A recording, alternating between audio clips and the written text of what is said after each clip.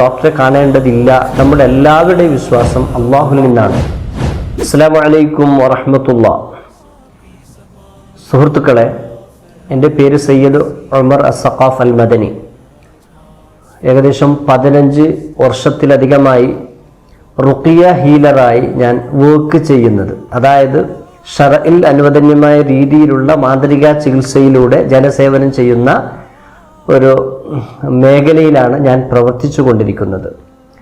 അപ്പോൾ നമുക്ക് ഇത്തരം ചികിത്സ ചെയ്യുന്ന ആളുകൾക്കൊക്കെയുള്ള ഏറ്റവും പ്രധാനമായ പിന്തുണ വിശുദ്ധ ഖുർആനിലെ ഒന്നിലധികം സ്ഥലത്ത് ഖുർആനെ പറ്റി പരിചയപ്പെടുത്തിയ ആയത്തുകളാണ്. അതായത് ഖുർആനെ പറ്റി പരിചയപ്പെടുത്തിയത് ഖുർആൻ ഷിഫാ എന്നാണ്. പലയിടത്തും പല നിലക്ക് പരിചയപ്പെടുത്തിയിട്ടുണ്ടെങ്കിൽ ഒന്നിലധികം സ്ഥലത്ത് ഷിഫാ എന്ന് പരിചയപ്പെടുത്തിയിട്ടുണ്ട്.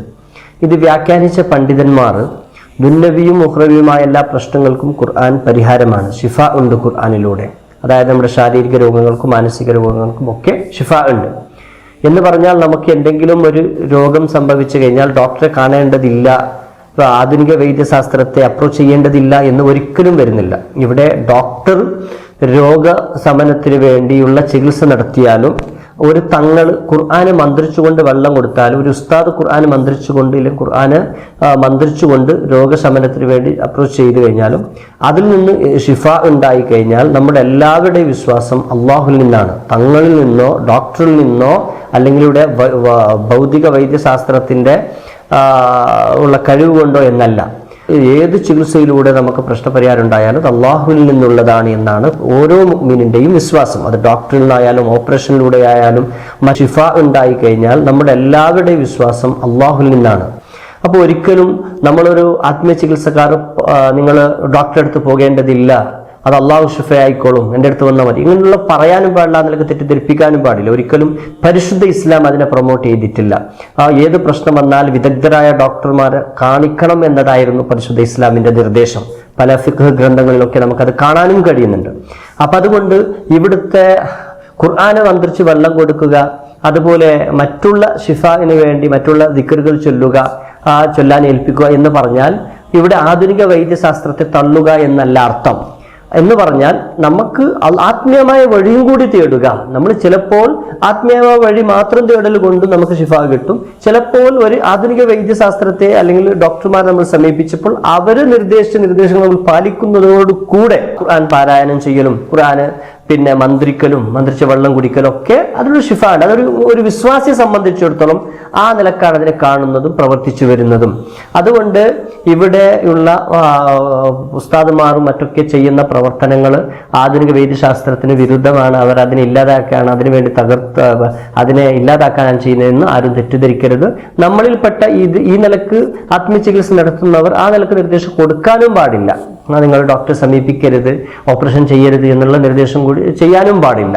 അത് ആ നിലക്ക് തന്നെ പാലിച്ചുകൊണ്ട് തന്നെ മുന്നോട്ട് പോകേണ്ടതാണ്. അതോടൊപ്പം നമുക്ക് ആത്മീയ നിർദ്ദേശങ്ങൾ തെറ്റില്ല. ഒരു വിശ്വാസം സംബന്ധിച്ചിടത്തോളം നബി സല്ലല്ലാഹു അലൈഹി വസല്ലം തങ്ങളെ കാലം മുതൽക്ക് തന്നെ അത് നടന്നു വരുന്നതാണ്. നബി സല്ലല്ലാഹു അലൈഹി വസല്ലം തങ്ങളുടെ ജീവിതത്തിൽ, സ്വഹാബികളുടെ ജീവിതത്തിൽ, അതുപോലെ താബീങ്ങളുടെ ജീവിതത്തിൽ ഇങ്ങനെയുള്ള പല സാഹചര്യങ്ങളും ഉണ്ടായിട്ടുണ്ട്. പല പ്രശ്നങ്ങൾക്കും ഖുർആന് മന്ത്രിച്ച് വെള്ളം കുടിച്ചതും മന്ത്രിക്കാൻ ഏൽപ്പിച്ചതും പല ഭ്രാന്തിന് വരെ ഫാത്തിഹ സൂറത്ത് മന്ത്രിച്ചൊക്കെപ്പെട്ടതൊക്കെ ഒട്ടേറെ സംഭവങ്ങൾ ഇവിടെ നമുക്ക് ഗ്രന്ഥങ്ങളിൽ കാണാൻ കഴിയുന്നുണ്ട്. അതുപോലെ കണ്ണേർ യാഥാർത്ഥ്യമാണെന്ന് കിതാബുകൾ ഹദീസിൽ ഗ്രന്ഥങ്ങളൊക്കെ നമുക്ക് പഠിപ്പിച്ചതാണ്. ഖുർആനിലും അതിനൊക്കെ എവിഡൻസ് ഉണ്ട്. അതുപോലെ സിഹിർ, മാരണം എന്ന് പറയുന്നത് ഉണ്ട്. നബി സല്ലല്ലാഹു അലൈഹി വസല്ലമ തങ്ങൾക്ക് വരെ സിഹിർ സംഭവിച്ച നീണ്ട സംഭവം നമുക്ക് കിതാബുകളിലൊക്കെ കാണാൻ കഴിയുന്നുണ്ട്. അതിനൊക്കെ ഖുർആനിലൂടെ പ്രതിവിധി നേടിയ സംഭവങ്ങളും നമുക്ക് കാണാൻ കഴിയുന്നുണ്ട്. അല്ലാത്ത രോഗങ്ങൾ, ഇതുപോലെയുള്ള സ്പിരിച്വൽ ഇഷ്യൂസ് എന്ന് വേണമെങ്കിൽ നമുക്ക് ഇതിനെ ആധുനികമായി വിളിക്കാം. അതുപോലെ സിഹിറിലൂടെയും കണ്ണീരിലൂടെയും പിശാച്ചിലൂടെയും വരുന്ന പ്രോബ്ലംസിനെ വേണമെങ്കിൽ ഒരു സ്പിരിച്വൽ ഇഷ്യൂസ് എന്ന് വേണമെങ്കിൽ നമുക്ക് പറയാം.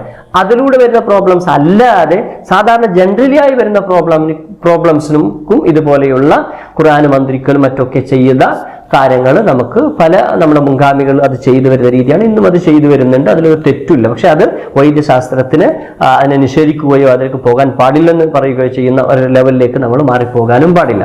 സുഹൃത്തുക്കളെ, നിങ്ങൾക്കൊരു ഖുർആനിക്ക് ഹീലറാകണം. അതായത് ശർഇൽ അനുവദനീയമായ രീതിയിലുള്ള മാന്ത്രിക ചികിത്സ പഠിക്കുകയും അത് മുഖേന മറ്റുള്ള ആളുകൾക്ക് സേവനം ചെയ്യാൻ നിങ്ങൾക്ക് താല്പര്യമുണ്ടോ എങ്കിൽ ശർഇൽ അനുവദനീയമായ രീതിയിലുള്ള മാന്ത്രിക ചികിത്സ പഠിപ്പിക്കുന്ന ഒരു കോഴ്സാണ് ഖുർആനിക് ഹീലിംഗ് മാസ്റ്ററി എന്ന് പറയുന്ന ട്രെയിനിങ് പ്രോഗ്രാം. ഈ ട്രെയിനിങ് പ്രോഗ്രാമിൽ നിങ്ങൾ അറ്റൻഡ് ചെയ്തു കഴിഞ്ഞാൽ കണ്ണേറിനുള്ള പ്രതിവിധി, അതുപോലെ സിഹിറിനുള്ള പ്രതിവിധി, പൈശാചികമായ ഉപദ്രവങ്ങളിൽ നിന്ന് രക്ഷ നേടാനുള്ള പ്രതിവിധികൾ, ഇങ്ങനെയുള്ള ഒട്ടേറെ സംഭവങ്ങൾ നിങ്ങൾക്ക് ഈ ട്രെയിനിങ് പ്രോഗ്രാമിൽ പഠിക്കാം. ആർക്കെങ്കിലും താല്പര്യമുണ്ടെങ്കിൽ ഈ കാണുന്ന സ്ക്രീനിൽ കാണുന്ന നമ്പറിൽ ബന്ധപ്പെടുക. അസ്സലാമു അലൈക്കും വറഹ്മത്തുള്ളാഹി വബറകാതുഹു.